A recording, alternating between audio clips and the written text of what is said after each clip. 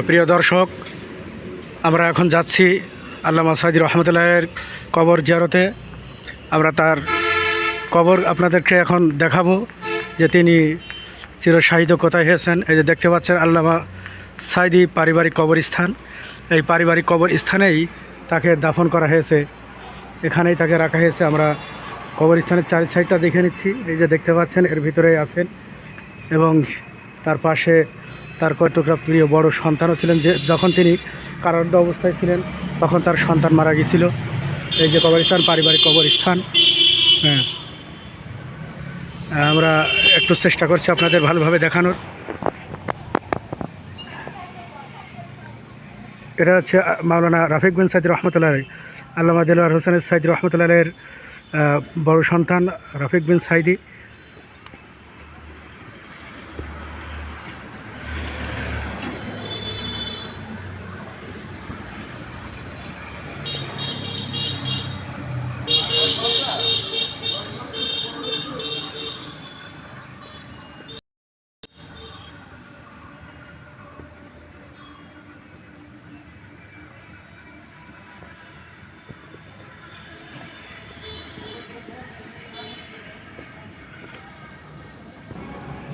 এটা হচ্ছে দেখতে পাচ্ছেন সুমাইয়া ফারজিয়া, রাফিক বিন সাইদী রহমতুল্লাহের সহধর্মিণী সুমাইয়া ফারজিয়া।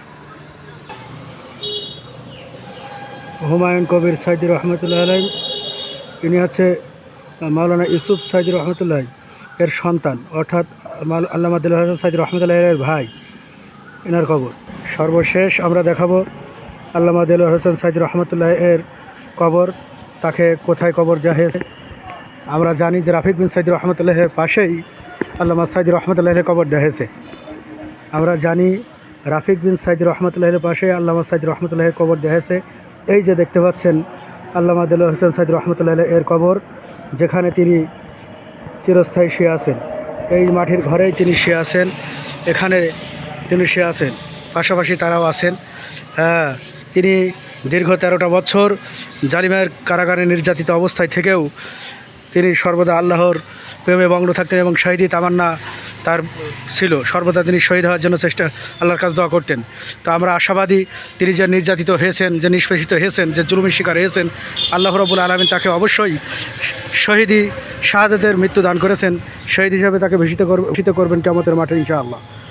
আমরা দেখতে পাচ্ছি চতুর্দিক থেকে ঘুরিয়ে আল্লামা সাইদী রহমতুল্লাহের কবরটা দেখাচ্ছি। এটা আমি রাস্তার সাইড থেকে মেন রোডের সাথেই, রোডের সাথেই এই অপোজিটের সাথে মসজিদের সাথেই আল্লামা সাইদী রহমতুল্লাহের কবর, এর সাথে মসজিদ। তিনি কতটা সূক্ষ্ম ছিলেন এবং সর্বদা ইসলামের ক্ষেত্রে এবং কবর কেন্দ্রিক যে বিষয়গুলো রয়েছে তিনি কতটা সচেতন নসিহত করে গেছেন মানুষকে। দেখেন, তিনি একটি নসিহতনামাও মানুষের কাছে পেশ করেছেন, তার পরিবারের বর্গের কাছে। কবরের সম্পর্কে আল্লামা সাইদী রহমতুল্লাহ নসিহত ছিলেন যেন কেউ তার কবরকে ঘিরে, তিনি মৃত্যুর পরে যেন কবরকে ঘিরে শিরিক বিদাত না করে। এ ব্যাপারে তিনি কত সোচ্চার ছিলেন, সেজন্য তিনি তার পরিবারকে বলে গেছে, এবং পরিবার তার সেই নসিহতনামা এখানে লিপিবদ্ধ করেছেন।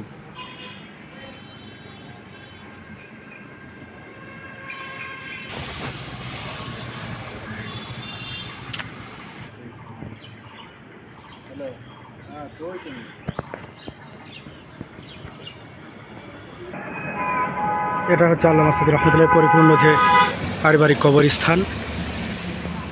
মানুষজন দেখেন সর্বদা মাঝে মাঝে আসছেন এবং কবর জিয়ারত করছেন। আমরা যতক্ষণ আসছি তখন থেকে দেখতে পাচ্ছি মানুষজন একাধারে এসেই যাচ্ছেন এবং কবর জিয়ারত করছেন। একটু দূর থেকে আপনাদেরকে দেখাই।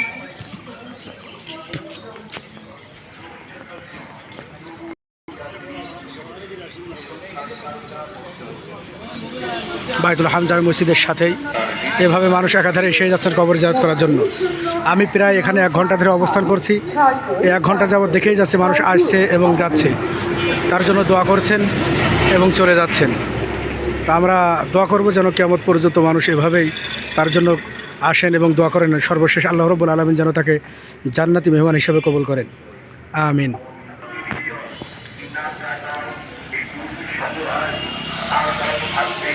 এই মেলায় টুরিস্ট